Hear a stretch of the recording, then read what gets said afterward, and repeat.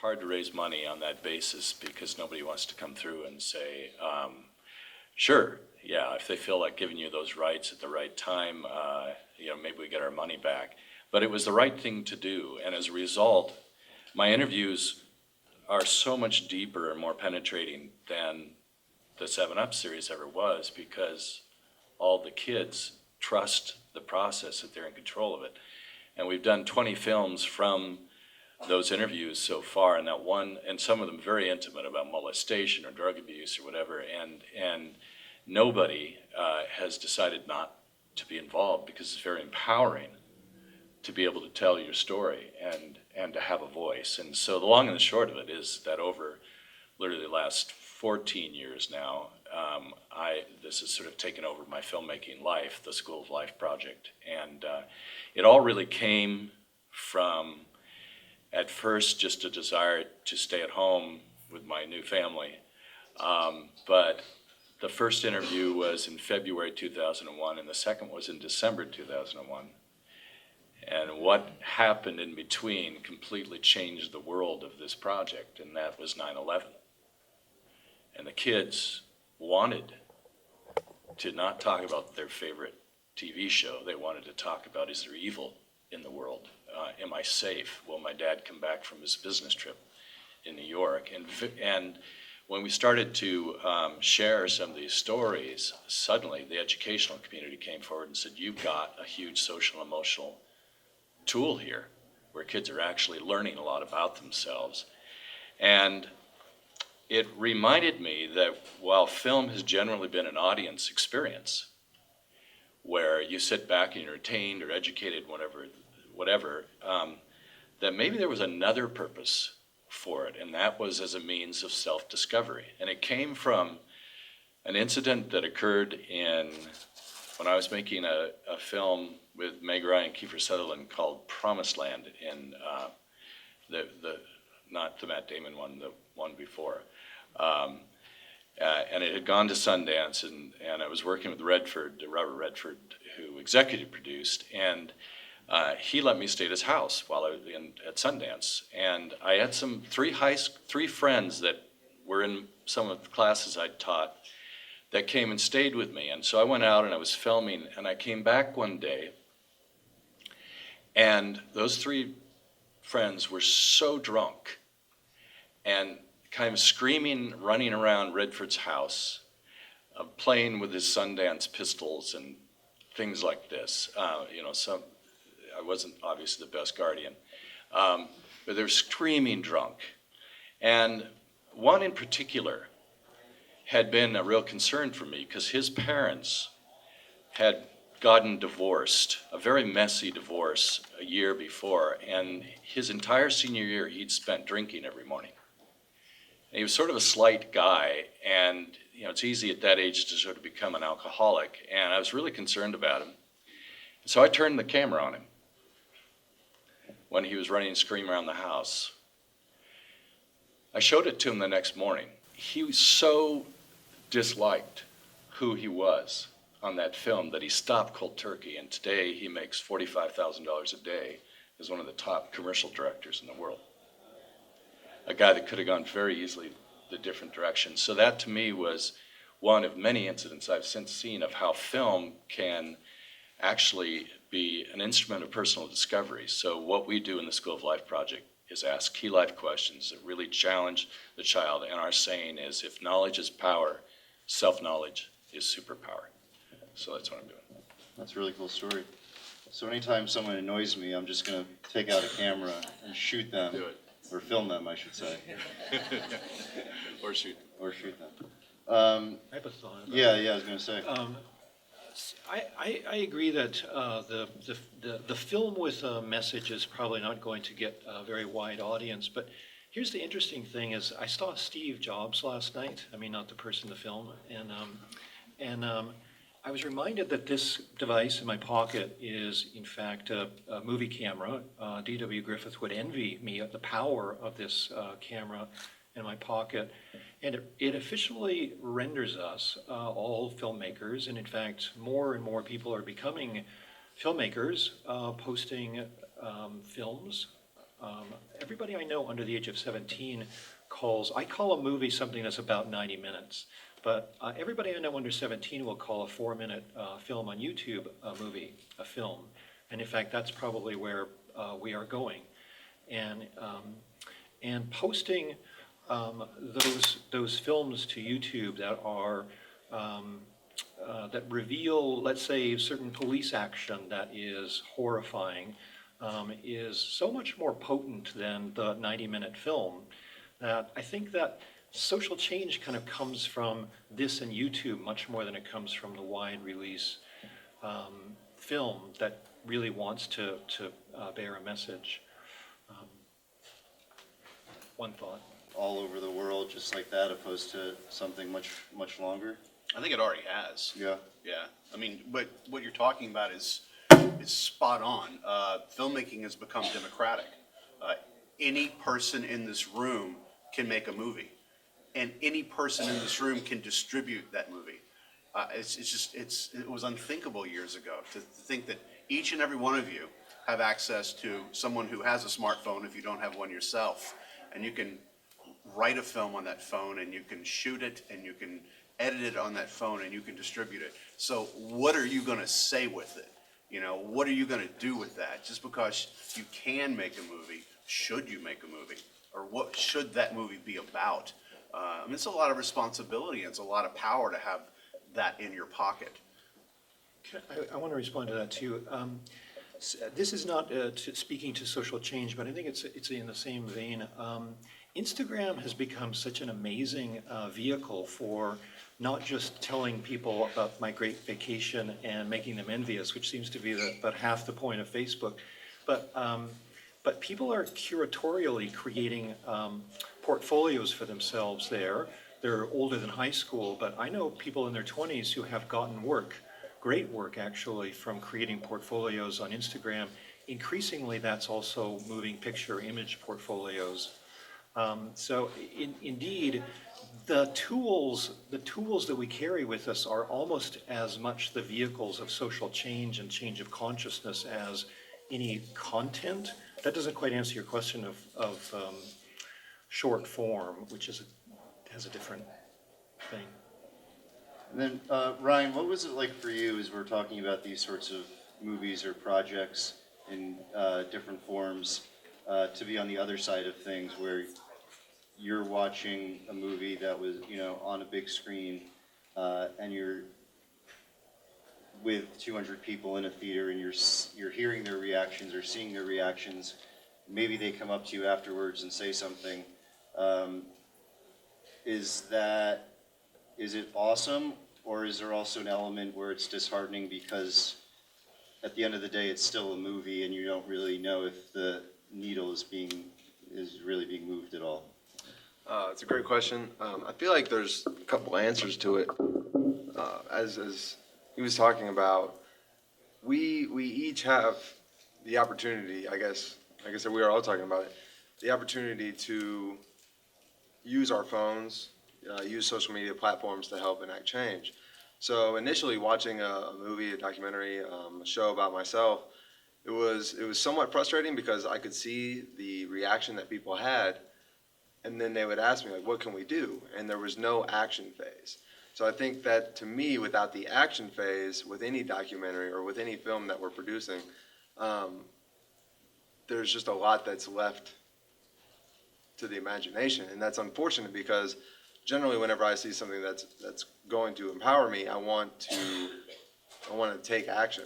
So for myself, even though I'm not a filmmaker, being in the films, leaving that venue, I've been able to post things of my own with my own camera or with my girlfriend who films me, and we're able to enact some type of change.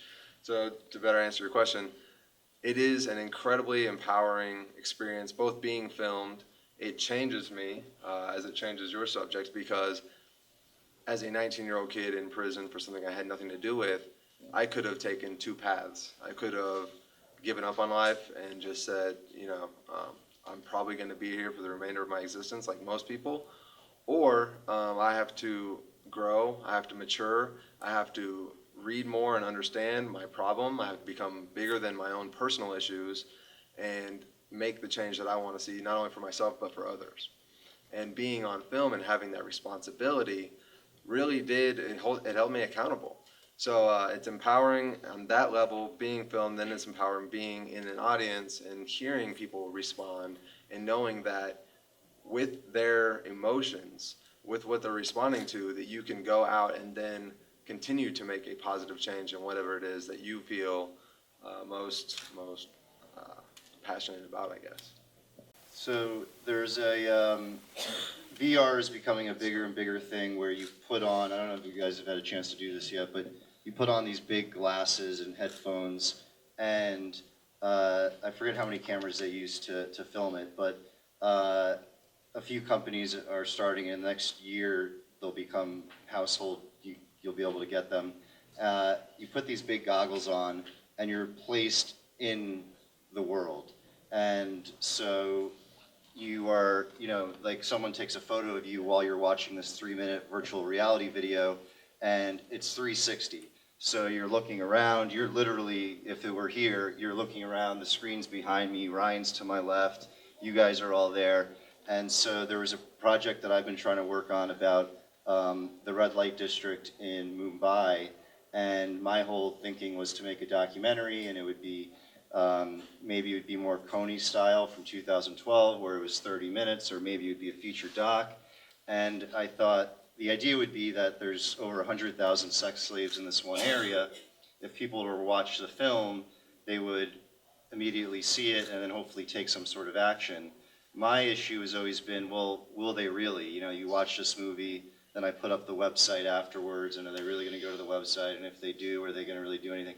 What I think is interesting about virtual reality is it's usually a brief experience, kind of what you guys were talking about, but amplified to the umph degree because you're in there. And so what we're trying to do with this one particular doc is do it VR, virtual reality style, so that you watch it, you're there in India for 3 minutes, hearing the sounds, seeing the sex slaves all around you, so that once you put the goggles down, you have a screen in front of you that says, like, make your check payable here, or this is how you can get involved because you were there. And obviously that's what documentaries or projects try and do, is give you that experience. Virtual reality is something that does that to the umph degree, and I think we'll be seeing that more in the years to come, where you'll have your set of goggles at home. I actually teach a class in this at SCAD. We make virtual reality films for the effect of a Google Cardboard, where you can drop your smartphone into it, and their little plastic lenses. Have you guys used Google Cardboard in here? Anyone? It's really cool. It's just a cardboard VR player you drop your phone into, and you can look around, and you've got a 360-degree immersive environment. But there are a lot of interesting challenges, like how do you don't really edit a film like that because it's all kind of unfolding in real time. And yeah, like 3 or 4 minutes is about max before you start really tripping out. Yeah. You have to be sitting. But I'm not sure that, well, I'm convinced that social change is not limited to documentary films.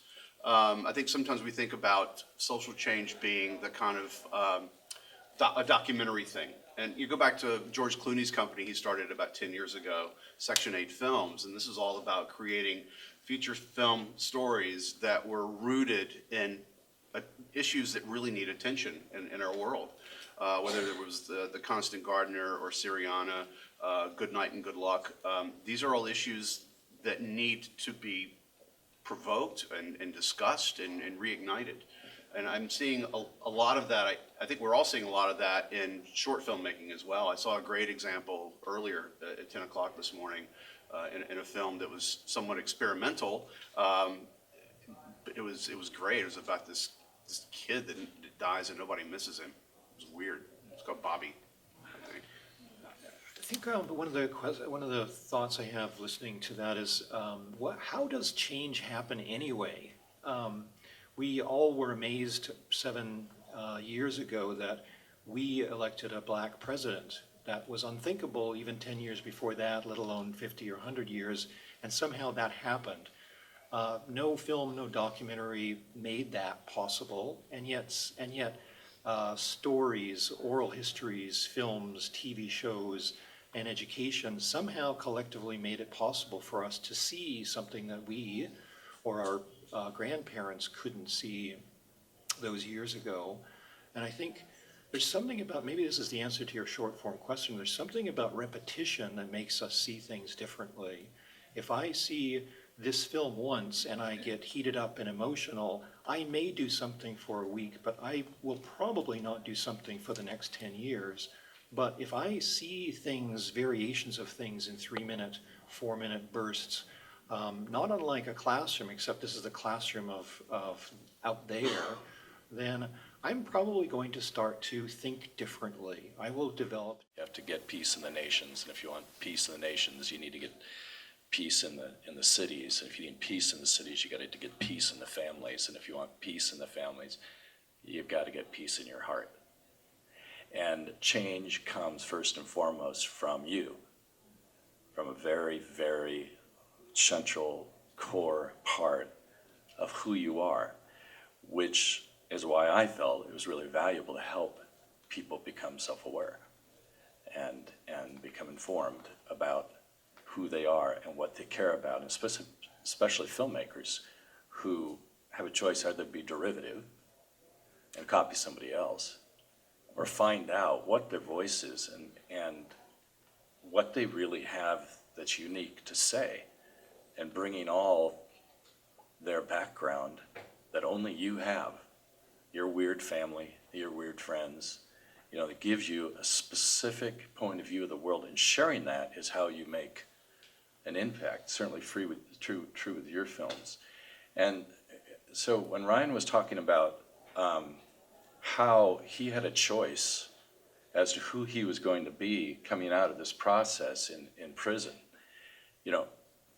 he had to make a fundamental change in himself, and look at himself first before he could help change other people.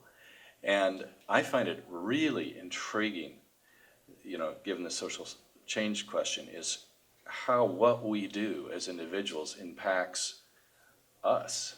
And so I'd love to ask you, Andrew, how you changed making a film about Ryan? How did I change making a film about Ryan? I think maybe one quick story would best sum it up, which is that Ryan's a very humble guy. He wouldn't generally go out of his way to tell you that he spent 10 years in jail or prison, and the horror stories that come with that, and now he's an expert in the field. But I think, if anything, it's perspective. And so one example of that would be, it was probably a year after you were out, and I called him. I remember exactly where I was on 72nd and Columbus, and he said, "What's going on, Jenks?" And I said, "Oh, I'm in New York, and it's freezing cold out, and it's really miserable, and I haven't gone out, and I've barely gone outside in a few days because it's so cold." And anyway, I'm running to grab some food, and Ryan goes, "Oh," and I was like, "Huh," and it was just a weird "oh," and I was like, "What was that?" And he goes, "Oh, nothing." I'm like, "No, what was that?" He goes, "No, it's cool." I was like, No, what was that?" And he goes, "No, it's just whatever, it's cold out, so no big deal." And I was like, "Yeah, no big deal. What are you getting at?" And finally I got it out of him. He said, "Well, there happened to be this one year when I was in prison where I was only let outside once or twice. And so when you're, only let outside once or twice in a given year, you don't really care if it's that cold or not." And he said it in a way where you're just like, oh man, talk about lack of perspective. This guy did nothing wrong, and he went outside once or twice in a given year. So I think, to answer your question, it's perspective more than anything, is realizing how fortunate I am, we all are, in being able to tell stories that we think can make a difference.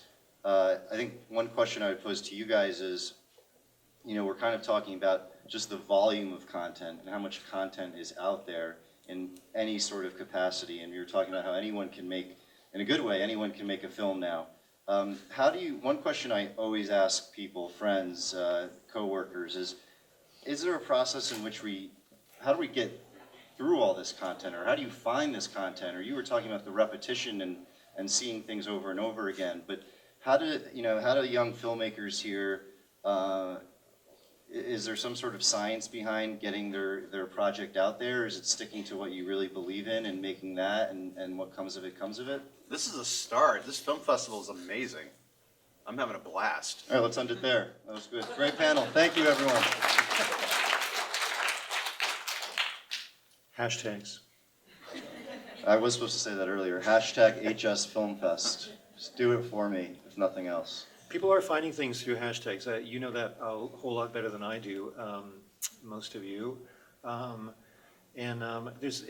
world is full of algorithms, and I'm not alone in looking for something on YouTube and finding a whole lot of suggestions following it through the magic of ever more particular algorithms. That doesn't really answer your question, but it's certainly the way people are finding things and discovering things. You know, I take it back to, again, the personal responsibility of what we have control over. What we have control over is the quality of what we do. And there's so much noise in the world, which is what you're talking about, and you just got to make sure that you're making music, not noise. Right on. I mean, definitely social media, if it weren't for my students, I'd be really square. They keep me plugged in. And then, you get introduced to one little thing, and then you're like, oh, well, what's this on the side over here? And then you go down the rabbit hole with it, and some of it sticks. It's interesting and almost strange, though, because it's a weird balance where you have artists or filmmakers or storytellers that are having to learn algorithms, essentially, a science of sorts.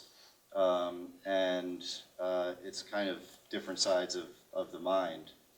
Do you guys have people that would help you with that sort of, that element, or that looks like a no? Dude, he lost me an algorithm. I'm like, what? No, I know what you mean, but it's like, yeah. Overwhelming. Yeah. Is there any questions? I feel like there probably is there's probably a few. Usually it starts with just one person to get it going, and then a lot of people have questions. Yes. I was kind of struck by the makeup of the panel, so my question is really pertaining a little bit to that. Bunch of white dudes sitting up here. Yeah, Yeah. filmmaking is I noticed that also, traditionally, yeah. Filmmaking is traditionally a white male-dominated medium. Anymore, man, it's changing, and it's awesome. Yeah, so my question is, like, when you start talking about social justice as a white male storyteller, how do you challenge your own white privilege? And if you're taking stories as a documentarian, if you're taking stories from someone who is not a white male, how do you try and ensure that that story is not told through the lens of white male privilege? I think a lot of times for me it's time, and there's nothing that one can do that can make up for time spent. So if I made a documentary, for instance, in Japan, and I could have gone there with the budget, I could have gone there for 2 months out of the baseball season, which was 7 months. And instead I was there for every game over the course of all 7 months. I didn't learn the language, but I tried. I ate the food every day. Like I said, I went to every game, was always in the dugout. We did a show where we were in Oakland, and when we went and filmed in Oakland, we were there all the time. We were there for months on end, 16-hour days. And I think that when you're an outsider coming into someone else's world, you have to, more than anything, show them that you respect and care and want to tell their story. And if you don't, whether you're white or whatever, they'll pick up on that. I've noticed a lot of times you think that someone you're following is just kind of going through their emotions, but if you show that they care, if you get there early, if you want to keep filming, they'll respond to that and they'll say, oh, wow, this person actually does want to capture my life. So I don't know about you guys, but. I think you answered your own question in a lot of ways. You acknowledge your privilege, and you attempt to see through the lens of your own social location for what it is, as well as challenge other artists and filmmakers to do the same. In my case, and specifically in the piece I'm doing, it's 99% the kids' words. And I have a transgender kid's story that I'm doing right now. Is 13, and she is just so eloquent. And I decide in the editing, so my voice is in there, and there's not much I can do other than what Michael said, and that is be honest about that perspective. But letting the principal talk as much as possible by themselves is a very good way to deal with that. I also think that dynamic is changing. Studio films last year were directed by 5% of studio films last year were directed by females, which is incredibly low. Here at this high school film festival, it's about 50%. So I think that certainly is changing because of everyone now has a camera. If you don't have a phone with a camera, your friend does, and so it is just so much more open now to not being a kind of a privileged game of sorts. My class of students at Cornish, half women, half men, about a third people of color, and I see my job as listening very carefully to how they are thinking about story, how they're thinking about assembling, and also making sure that as we watch great films, we're watching great films from around the world made by different filmmakers of different race, ethnicity, national origin, so that we're all understanding how possible it is to make films, not just from Hollywood, but from Mumbai. SCAD's demographic is almost identical. I think we have a little over half of the film majors are women, and about a third are people of color. So it's interesting. If you look, and particularly as an educator, Bell Hooks writes about teaching to transgress, and she talks about really looking at each student's point of view and where they're coming from. And as an educator, that's challenging, and it's also really rewarding to get in there and say, hey, you got a different way of looking at the world, and it's not my way of looking at it. So you need to develop that. Let us see what you're seeing. Okay, these demographics fascinate me that you just both mentioned. So I run this thing in the summer called the Prodigy Camp, and it sponsors the Maverick Award here, and it's for the 20 most talented 12 to 18-year-olds we can find from around the world every year.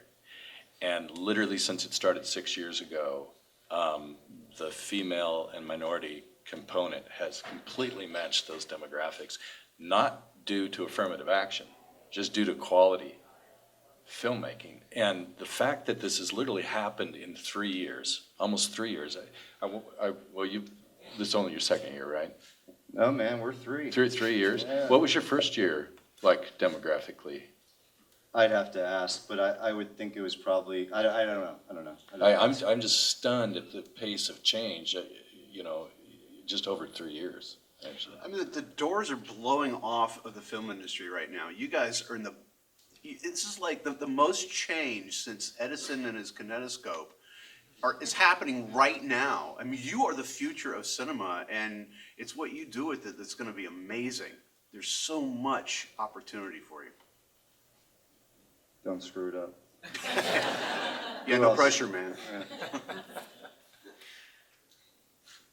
Yes. So I think that film, especially film that's supposed to create some sort of social change, tries to convey empathy in some sort of way in order to make the audience really be a character in order to make some sort of social change. How do you take these really unrelatable characters, someone who's been in jail for 10 years, or going off of your documentary series World of Jinx, a homeless person or someone with disabilities? How do you take these people and make them characters that have the ability to be empathetic with? So how do you take characters and make them maybe they're going through a set of situations or scenarios that are impossible to relate to. How do you find those, how do you get those people and make them relatable? To me, it's exactly the same way you write a fictional character. Yeah. And that is, you find their longing and their fear. That makes up 80% of any character. And when you identify what they want, what they're passionate about, and when you identify what they're afraid of, we've tapped into the common human experience that we all share. Yeah, I think spot on. That, I mean, ultimately, it's about action, and it's about what the characters do. Action defines character. I mean, I can sit here all day and tell you what a great guy I am. I'm a pretty good guy, man. Me, good guy. And we can walk outside, and I can pick up a brick, and I can hit an old lady in the head with it. Now, what are you going to believe? Would I tell you for an hour in here, or would I do in a second? I think for me, She had it coming, by the way. yeah. I think for me, sorry, I just had the visual of you. Hanging quickly on the lady. I think it's also that as much as we're all different, we're all very similar. And so whenever I'm meeting someone, I usually tend to just, I think when I'm filming someone and you brought up Danielle, the homeless girl, I think when I first met her, she expected me to immediately start asking these larger than life questions or these big questions like, what is it like to be homeless? How do you sleep at night? And instead I think I said hi to her and said, so is there like a McDonald's or something nearby that like for $1 hamburger, I'm hungry, or just like, it's cold out, do you have an extra sweater? I think just sort of bringing up normal routine stuff that you would with a friend is a good start. And then from there, once you get to know the person, you see that there are a lot of similarities. Since Ryan's here, I remember when I was talking with Ryan, why don't you tell the Notebook story? Really quick.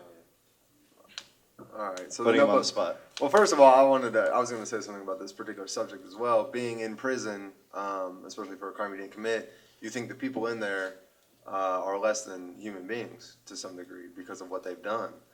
And when you get to learn about these people, you live with these people, you see that we are all the same. Some of us made mistakes, some of us didn't, some of us made bigger mistakes than others, some of us are really bad people. But the reality is that we're all, on a certain level, exactly the same. We're human beings. And before I get to the Notebook story, I love what these guys do and what all of you are doing, and I'm trying to learn more about it. And there was this question, I was like, what questions? It's about the questions we ask people that identify the reality that we are very much the same. And we all started in the same place, and when we were a blank canvas when we were babies. And what changed us between then and now?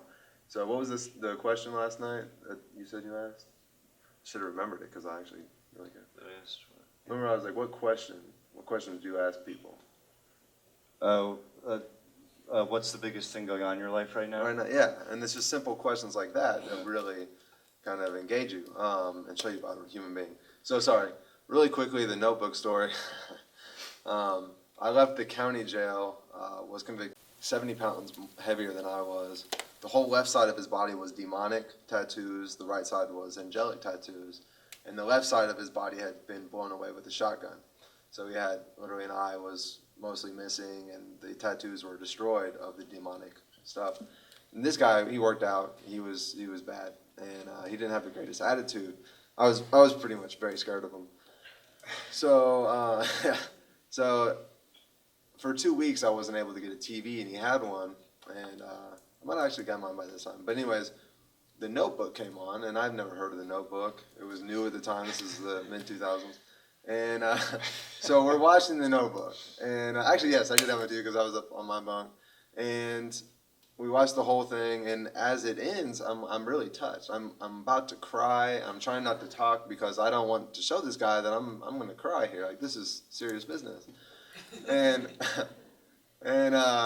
he says to me, he's like, hey man, how's the movie? And I'm like, I'm trying not to say anything. I'm like, it's pretty good. And he's like, yeah man, it is good. And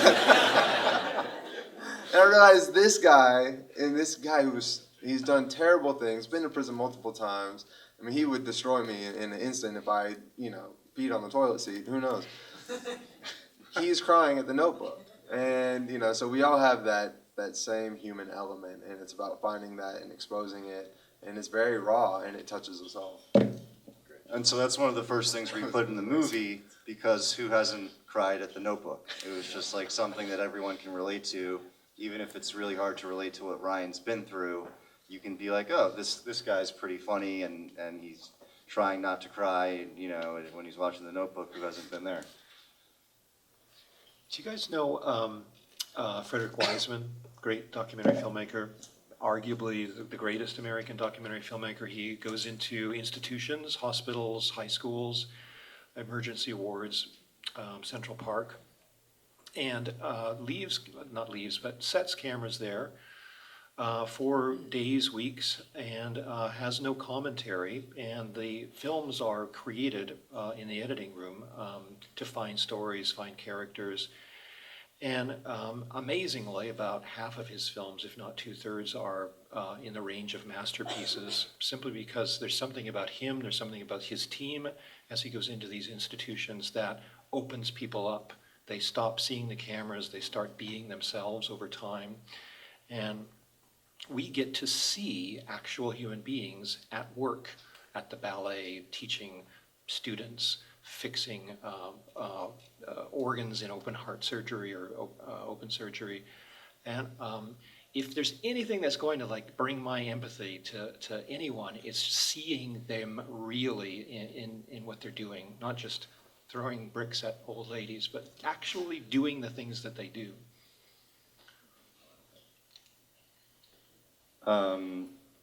His film in the mental, it's not One Flew Over the Cuckoo's Nest, but it's Titicut Follies, is an amazing film, yet I can't seem to find it anywhere to get, which I find strange.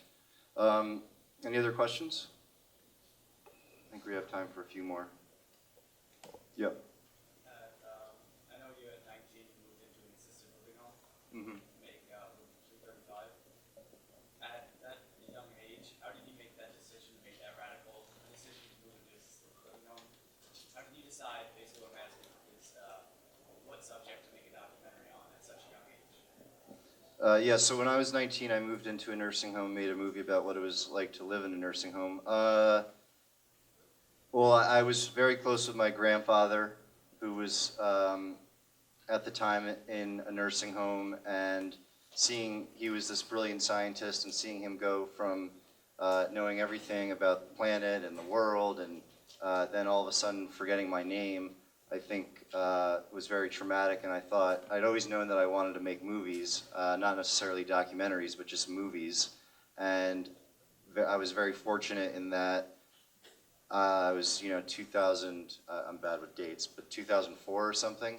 And it was right around the time where, you could buy a camera for a few $100s. And so we were able to, I was able to grab a couple of my buddies, go to Florida, the mecca of senior living, get a nursing home that would let us go and move in there. And we had cameras that didn't cost that much, and I moved back into my parents' basement and just started editing 200 hours of footage.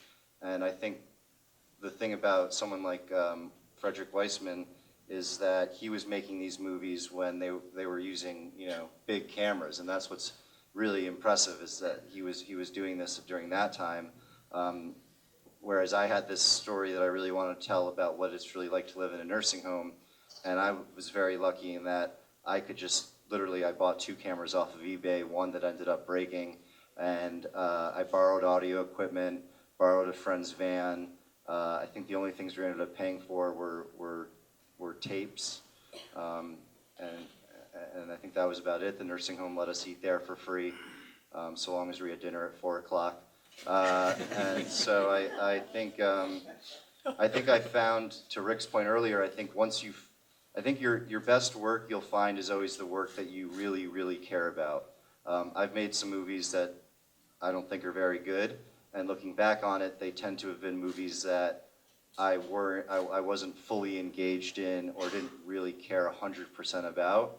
And so I would encourage you, when thinking about what you want to tell, what you want to make, that it's something that really speaks to you and something that you really, really care about, so that when someone says, oh, you can't, I think a good example is someone says to you, oh, you can't get that shot, it's off limits.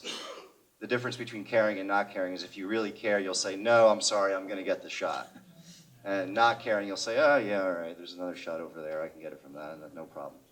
I don't know if you guys have any takes on that question. I guess it was about the nursing home. Yes? I have, first one comment, and it's, I think it's wonderful what you talk about, getting to know people.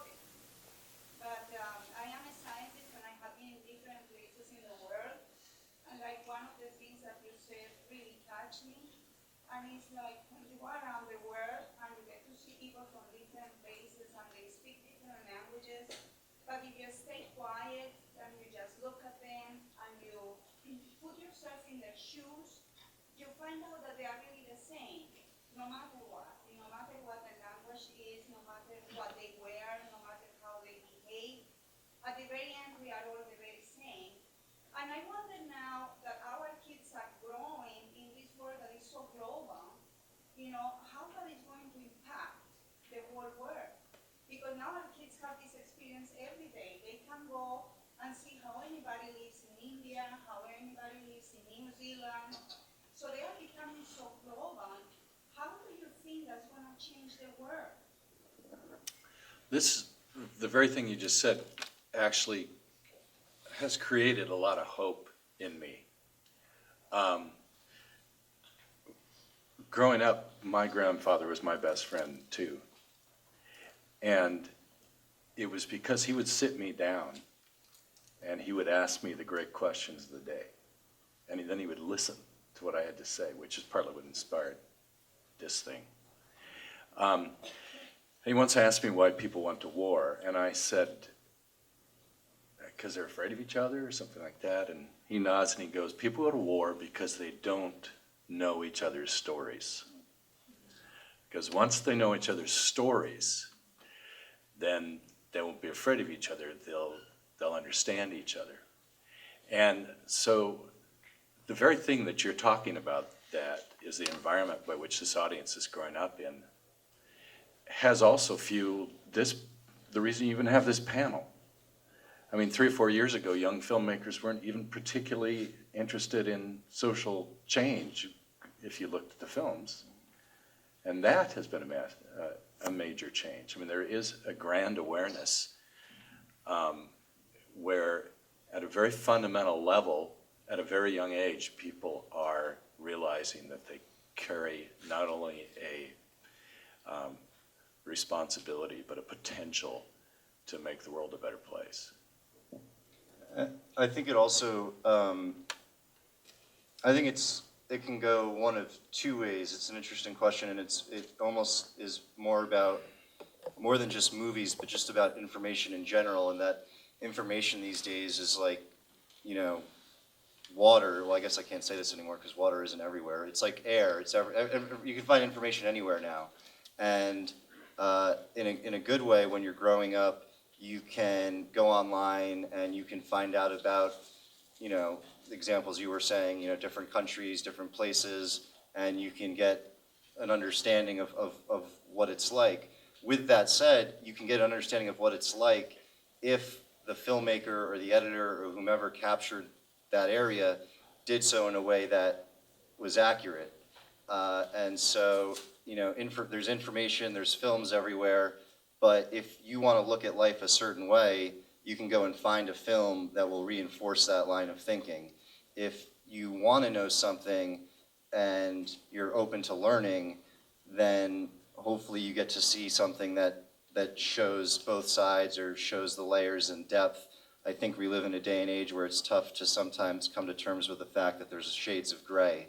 And so that's where students play such an important role in ensuring that the movies that you make aren't one-sided or don't look at something with just one perspective, or if they do, that you then then you own that. Listening to all of this, I realize there is one film that changed me. I was trying to think before, like, have I ever been really changed, really permanently by a film? And I realized that it's Al Gore's An Inconvenient Truth.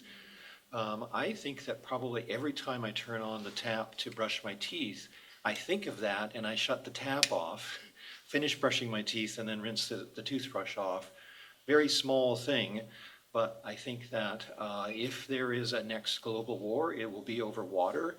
And we either can think with Al Gore and get together and figure out how to fix that in advance, or there is something very big and very bad. But that film actually did change my mind about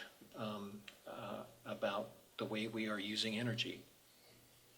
I think we have time for one last question, yeah. Just following up with the question on finding story ideas, students are passionate, teenagers are passionate about a lot of things.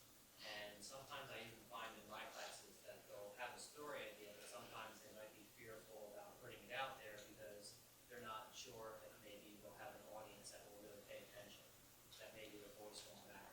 So what would you say to the teenagers about getting your story? There is an audience out there. There is. It's about finding it. We all have different stories to tell, and we all have a different way of telling them. Somebody out there somewhere is going to really resonate with the material. So I would say don't be fearful about making the material. You just have to, kind of have to figure out where that audience is, because it will be there. The other thing I have not made a film, but I have written a book. And I like this question a lot because to me, it's the difference between the people who take action and don't, the people who succeed and don't. The people who are doing it for the right reasons, who are doing it for themselves or for a cause that they care about, are going to do it, in my opinion. I think if you care about something, you're going to do it, and you're gonna see that learning from the process is going to help enact change, and it might impact one person, it might impact 1,000 or 1,000,000, but going through that process is going to teach you so much. So whether or not it does get out to a wide audience, you're learning and you're growing and you're making yourself more able to connect with people in the future. So for me, I had a book idea. I had never written a book. I'd been incarcerated for 8 years when I decided to write it, and I got taken out of college. So I was like, this is what I care about. I think I can help people, and I want to see if I can do it. And that's it. And based on that, I wrote a book. I was going to self-publish. I ended up getting a publisher. So the thing is, just take that step, start the process, and you'll be amazed at what you can do and what you learn from it and how it evolves. Don't worry about the end product. Thank you guys very much. I think we'll be sticking around, right, Yager? Is that 30 minutes. We'll be sticking around for about 30 minutes. Thank you to the panelists. Thank you guys all for coming. Thank you guys. Hope you have a good weekend.